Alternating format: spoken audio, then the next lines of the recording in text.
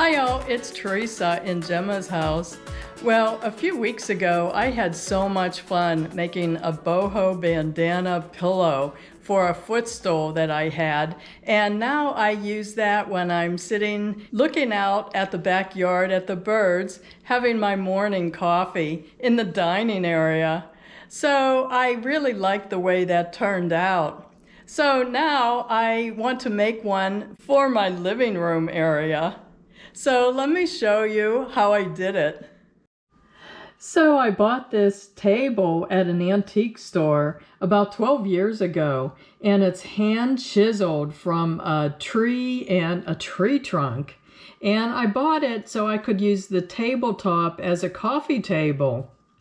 So I found this really cute wicker Ottoman base at a thrift store for about $13, and I just cut the top of it a little bit so the base of the tabletop would fit right down on top of it, and it worked fine. I used it like that for a long time. But then I decided to use the tabletop on the tree trunk again to use it as like a little breakfast table. So now I have this Ottoman base to actually use as an ottoman. And I have these colorful bandanas that I bought in a set, and I'll see if they're still available on Amazon, and I'll put the link in the description box below in case you're interested. And I'm going to use piping that I have in my stash. I'm not going to buy anything new for this project. So I measured the ottoman base, and it's 28.5 on the diagonal and about 20.5 from side to side. And just coincidentally, these bandanas were exactly the same size. It was just an interesting coincidence. But I'm going to cut these into quarters, and I want to make an interesting design for the top of the ottoman cushion. And I'm lining up the ruler with the major design elements on the bandana. And I'm using several different colors that I think will look nice with the area rug I have in the living room area. And isn't this color beautiful? I just really love this. So I think I'll use 2 pieces of the burnt orange because I just really love that color the most. In between these pieces, I'm going to put the piping. And when I have the first piece sewn on, I pin another piece to it, and I kind of have to stretch the bandana so that certain elements in the bandana design line up with each other. And I flip it over, and I'm actually going to sew on this side, and I want to follow this sewing line exactly where I had sewn on the piping. And I have a video that I describe all the steps to sew piping on a pillow cover that you're making. So I'll link that at the end of this video and in the description box below too. So I'm just using these remnant pieces of piping between the 2 halves.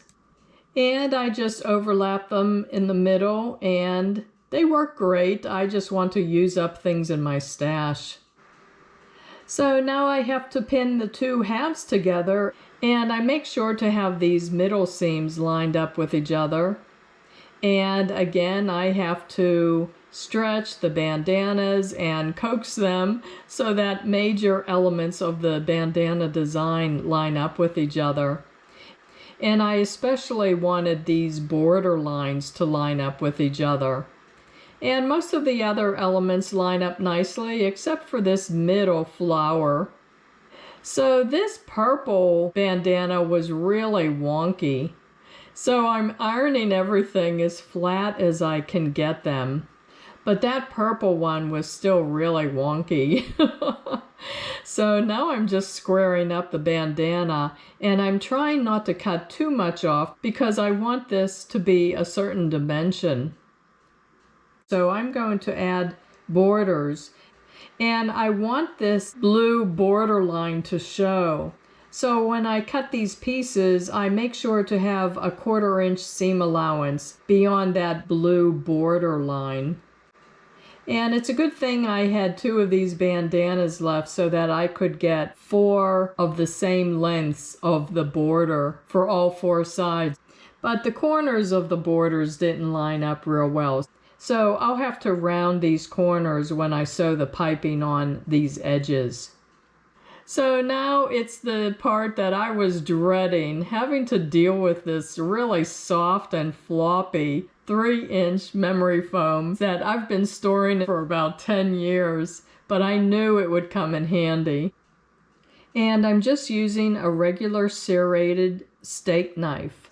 I'm cutting straight down, and after a few passes, it cuts very nicely. So I want this cushion to be pretty thick, so I'm cutting 2 pieces. And the combined height is about 5 3/4 inches. So I think that will work well. So for the side pieces, I'm going to use this heavy upholstery fabric. So I'm going to insert a 36-inch robe zipper in this side piece. And I'm just cutting it where I want to position the zipper, about 2 inches up from the bottom. And the top piece will overlap the zipper by about 1 inch. And again, in this video that I produced, I describe how I insert a zipper into a pillow cover that you're making. So again, that video might be helpful for you if you're making a pillow cover. And I am not perfect by any means, I have to say. So some of my stitch lines got too close to the teeth of the zipper, and the zipper wouldn't open. So I spent about 45 minutes tearing out these stitches. I cut another piece for the remainder of the sides, and I'm just sewing them together. And then I like to top stitch so that this seam lays nice and flat. And I decided to use this unbleached muslin as a backing for the top to give it a little more weight. And after I pin it all the way around, I'm top stitching it right along the side of this blue border. And this will stabilize this piece nicely before I sew the piping around the edge. So I'm trying to decide what color piping I want to use.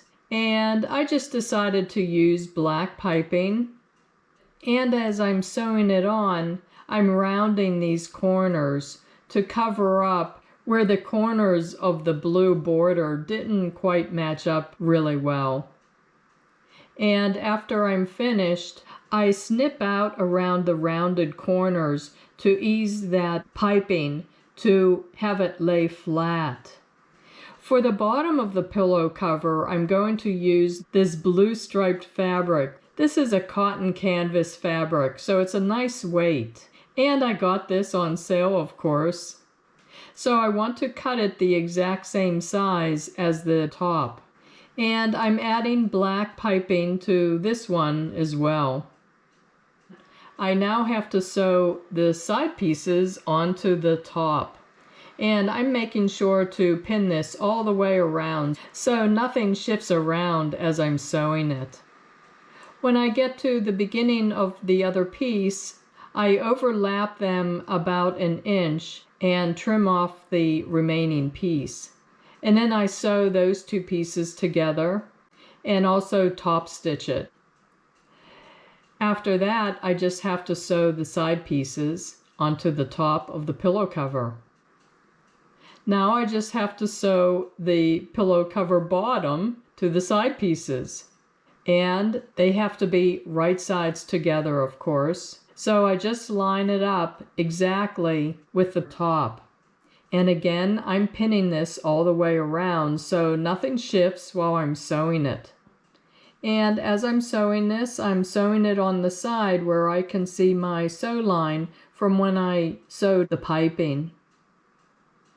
The very last step is to use my serger to finish these seams on the inside so they don't fray. And I love my serger so much. I got this as a refurbished older model and it just works so nicely. You can also use a tight zigzag stitch on your regular sewing machine if you don't have a serger. So now it's time to stuff this pillow cover. And the really nice thing about this really soft memory foam is that it does tend to conform to the shape of the pillow cover. And so now I try it out, and yes, this will work. And I made the bottom a different color, so I have two different options of which one I want to be showing on the top.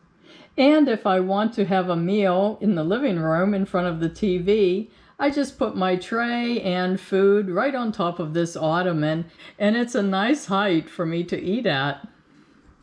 One thing I'm not real happy about is that I really wish I had made this pillow 1 inch larger on all sides so that it would completely cover the ottoman base.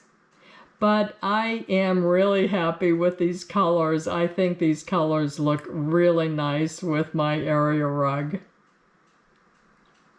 So I hope you got some good ideas to use for projects of your own in your own house. And if you like this video, can I ask you to please give it a thumbs up? That really helps my YouTube channel to grow. And can I also ask you to check my main Gemma's House channel page, because I do so many other kinds of projects, and if you click on the videos tab, you can scroll through the videos and there might be another video that you're interested in watching as well.